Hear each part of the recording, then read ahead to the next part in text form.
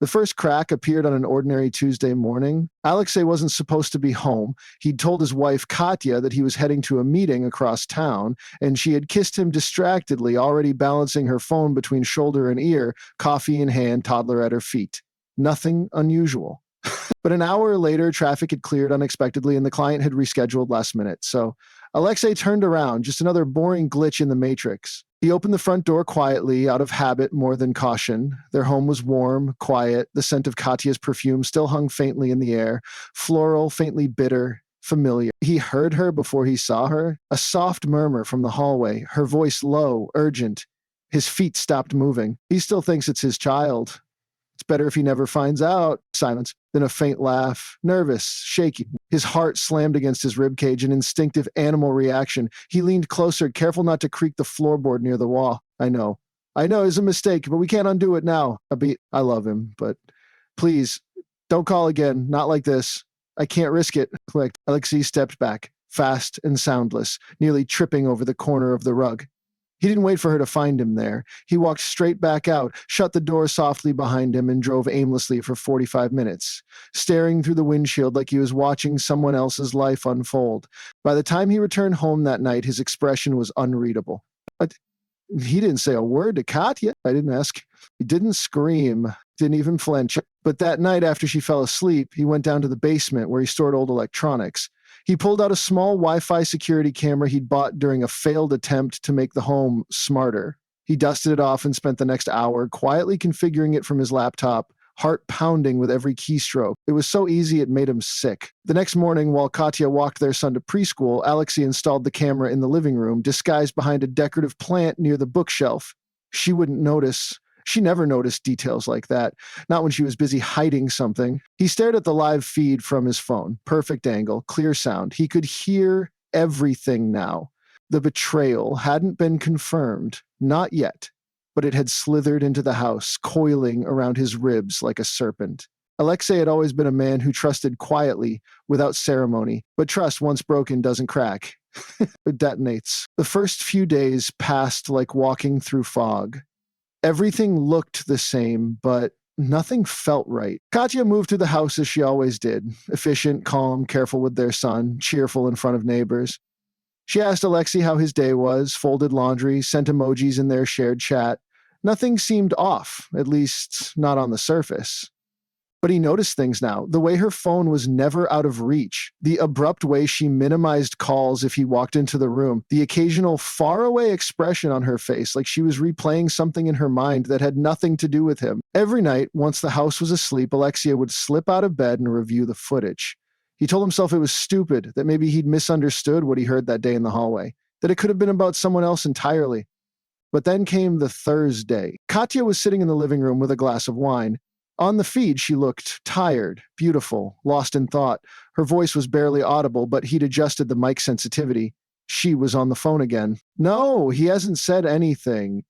I think he suspects something, but he's trying to pretend he doesn't. She paused, her fingers traced the rim of her glass. I'm scared, Dima. I don't know what to do if he finds out everything. Dima. Alexei froze. That name had been mentioned in their home in over a year. Dmitri had been his friend, a quiet presence in their lives for years. They met during university, stayed close, and when Katya started working at her new office, it hadn't seemed like anything more than coincidence that Dmitri worked there too. It all started making a sick kind of sense. Later that night, Katya climbed into bed beside him, curling gently into his side, resting her head on his chest. Her breathing evened quickly, as if nothing in the world were wrong, as if they were still whole. Alexei stared at the ceiling in the dark, every muscle in his body rigid. He needed to be sure. The next day, during lunch at his office, he called in a favor from a friend who worked IT security, a man who owed him more than one. He asked for help retrieving deleted text messages from an old backup of Katya's phone. It wasn't illegal, not technically. He was still paying for the cloud storage. What he got back a day later felt like a blade sliding into his gut. Fragments, partial conversations. Nothing explicit, but suggestive enough to shred him inside. We can't keep talking like this. He's not stupid, Dima. He'll find out eventually. Do you ever think about what we could have been if things were different? One photo, not obscene, just Katya sitting at a cafe table, smiling at someone off camera. Smiling like she hadn't smiled at Alexei in months. He closed the folder, stared blankly at his monitor, and tried to remember the last time he had felt safe in his own home. That night, he installed a second camera, this one hidden in their bedroom lamp.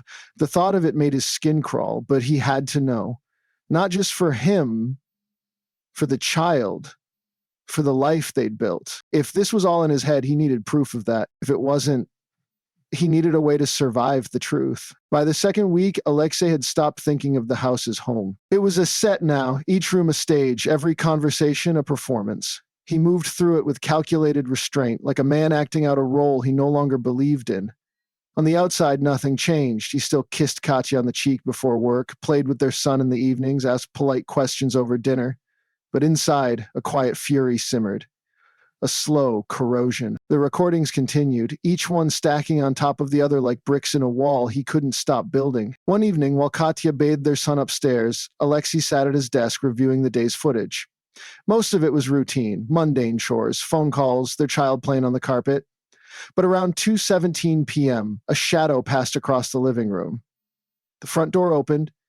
Dimitri's voice filtered in, low, cautious. Only for a minute. I didn't want to come in, but then you shouldn't have, Katya said, but her voice wasn't angry, just weary. Alexei leaned closer to the screen, heart thudding. I needed to see you, Dimitri continued. We never talk about it, not properly. There's nothing to talk about. It happened. We can't undo it. He loves the boy.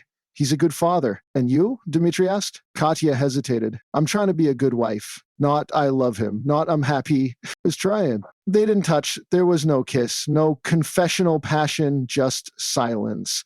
The thick, complicated kind filled with things neither dared to say.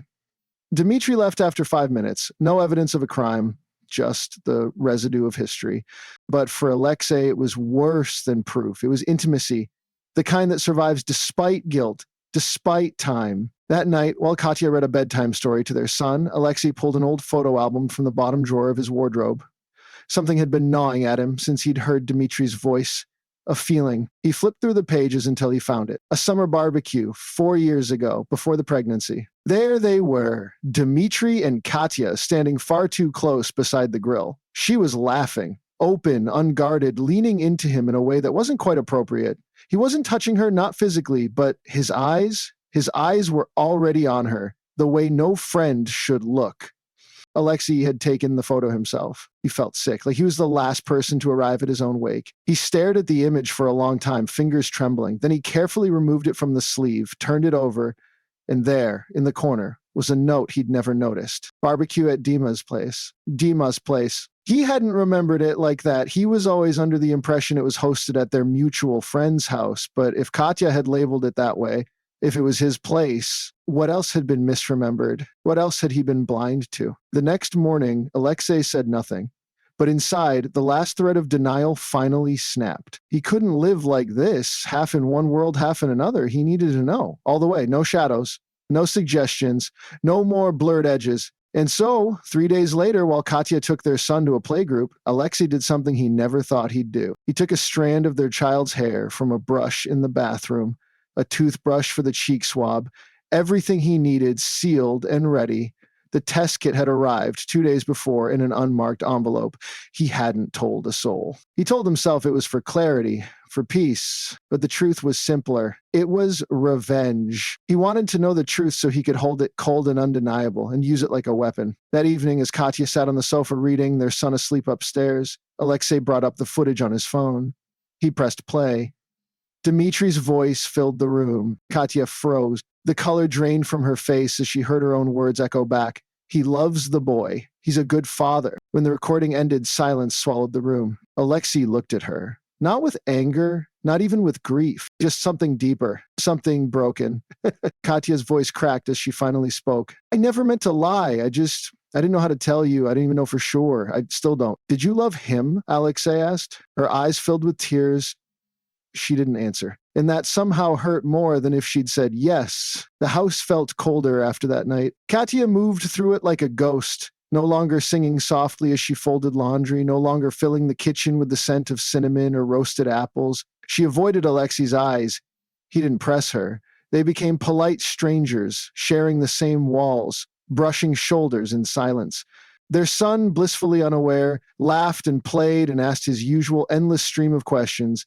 He was still the center of Alexei's world, but now, every time Alexei looked at him, He saw questions instead of answers. Whose smile was that? Where did he get that dimple in his chin? Was that his own walk or someone else's? It was the not knowing that hollowed him out. A week passed. Then another. He found himself watching Katya more than ever, not out of suspicion now, but with a numb sort of curiosity. How could someone live in a lie for so long and still sleep at night? How could someone tuck in a child and kiss a husband's forehead while hiding something so monumental? She tried to speak once. Late one evening, while their son was asleep, she stood in the doorway of his office, clutching the sleeve of her cardigan like it was a lifeline. I didn't want this, she said, voice barely above a whisper. Alexei didn't look at her. I know. I was lonely, you were always working, and I made a mistake, but I've never stopped loving you. He turned to her then, and for a moment she saw the man she married behind his tired eyes. Love doesn't erase betrayal, he said quietly. It just makes it hurt more. That was the end of the conversation. 2 days later, the envelope arrived. It was slim and clinical, just his name typed neatly in black ink, the lab seal unbroken. For several minutes, Alexei just stared at it, unmoving. The air in the room felt thick. His heart beat slow but thunderous. He took it into the bedroom and closed the door behind him. Says, he stood at the window, looking out into the frost-draped trees behind their house. The sky was gray, featureless, and so was he. His fingers opened the envelope with mechanical calm, a white page, text, centered and minimal. Probability of paternity, 0%. The words were quiet, unassuming, but they sliced through him like glass. He read them again, then again. There was no mistake. The child he had held seconds after birth, the boy he taught to ride a bike, comforted through fevers, read to every night, was not biologically his. He wanted to feel something. Rage, devastation, betrayal. But all he felt was absence. Like something had been pulled out of him slowly over weeks, and this was just the final thread. The paper trembled in his hands. He hadn't realized he was shaking. He set it down carefully, then walked out of the room. Katya was in the kitchen, cutting fruit for their son's lunchbox. She looked up, startled. He said nothing, just walked past her, went outside, and sat on the bench near the playground. The cold bit into his skin. He didn't care. A group of children were running around in the distance, shrieking with laughter, chasing each other between patches of snow. Then he saw him, his son, climbing the slide in that stubborn, determined way that always made Alexei smile. His hat too big, slipping over his ears, cheeks red from the cold. Pure joy on his face. Alexei watched him for a long time. He didn't cry. He just watched. Everything inside him felt like it had been rearranged, like the foundation of who he was had shifted, and now he was standing in a place that resembled his life, but wasn't quite real. He pulled the test result from his coat pocket. It had folded into itself, the crease sharp and final. Then, slowly, he tore it in half, then again, and again, until the pieces fluttered to the ground like bits of ash. He stood, walked to the nearest trash bin, dropped them in. When he returned to the bench, he didn't pick up his phone, didn't text Katya, didn't call anyone. He just sat, watched the boy laugh and stumble in the snow, and listened for the first time in days to the sound of something human still beating inside his chest. 3 days passed before Alexei spoke to Katya again. The silence between them was no longer tense. It was hollow, like the echo in a room after someone has screamed and left. They still inhabited the same space, still went through the motions of domestic life, but something vital had vanished. Not just trust, not even love, but the certainty of who they were to each other. Katya didn't ask about the envelope. She didn't need to. She saw it in the way he no longer hesitated to walk past her, the way he stopped lingering in doorways, stopped touching her shoulder in passing. She knew the results had arrived. And she knew what they had said. Still, she didn't confess. Again, she didn't plead. That somehow made it worse. Alexei spent more time outside, not far, just on the same park bench, watching the playground, watching his son. The boy never changed, still came running to him every time with arms wide open, breathless from laughter, full of stories about imaginary dragons and crayon superheroes. To him, Alexei was still Papa, still the one who fixed broken toys and carried him home when he scraped his knees. And for Alexei, that never stopped being true. But the weight of knowing sat heavily in his chest.